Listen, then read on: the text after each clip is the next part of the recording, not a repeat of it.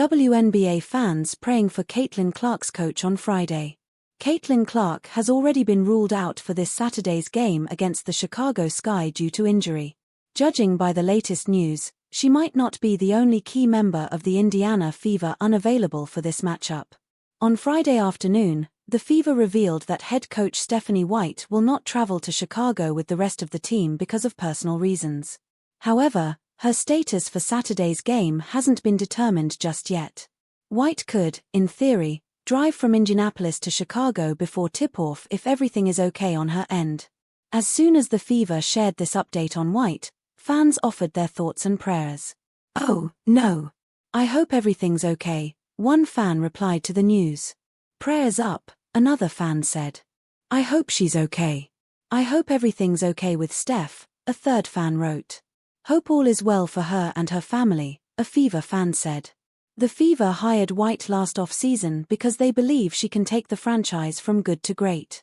"Stephanie is a part of the fabric of this franchise, both as a former player and as a member of our championship coaching staff, so I'm quite familiar with her elite basketball IQ and leadership style," said Fever President of Basketball Operations Kelly Krauskopf.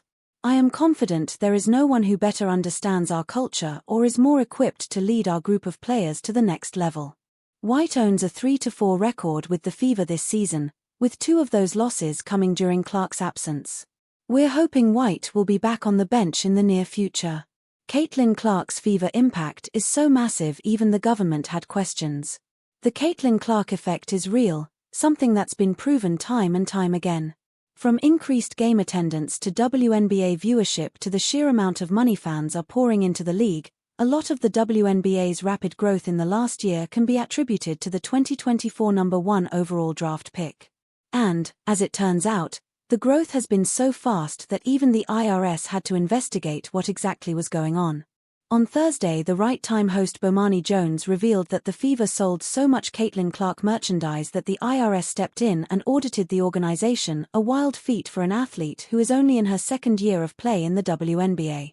As Jones and Trevon Edwards pointed out, the next question is clear: just how sustainable is the interest in Clark, the Fever, and the WNBA as a whole? This year's season is still young but is already providing answers. Fans are still showing up at games, even while Clark is out, and buying merch, and they're also still tuning in via ABC, ION, or ESPN. Based on the numbers we've seen so far, things are only going to keep getting better for the WNBA. The Fever's game against the Sun, the team's first without Clark on the court, brought in a record 851,000 viewers for ION, a first for the network, a strong sign that fan interest in the league isn't slowing down anytime soon. When Caitlin Clark will be back on the court for the Fever?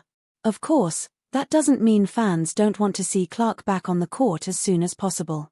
Clark spoke to reporters following the Fever's practice Thursday and offered a glimpse into a possible timeline. While she admitted she isn't exactly sure when she'll return to the game, Clark noted she will be re-evaluated this weekend. She also added that the injury does have a silver lining. Clark has been able to support her teammates in a way she's never had the opportunity to do so before. The Hooper also added that she's putting her effort into being a great teammate. "More than anything, I think just focusing on being a really good teammate. Being there for my teammates, being a voice for them. That's what I am for them when I'm playing, so you have to be that consistent voice," she said. The Fever have battled a lot lately. Clark isn't the only member of the team who has gone down with injury of late. Both Sydney Colson and Sophie Cunningham were injured during the Fever's May 30th game against the Sun, and Cunningham didn't play in the next game against the Mystics.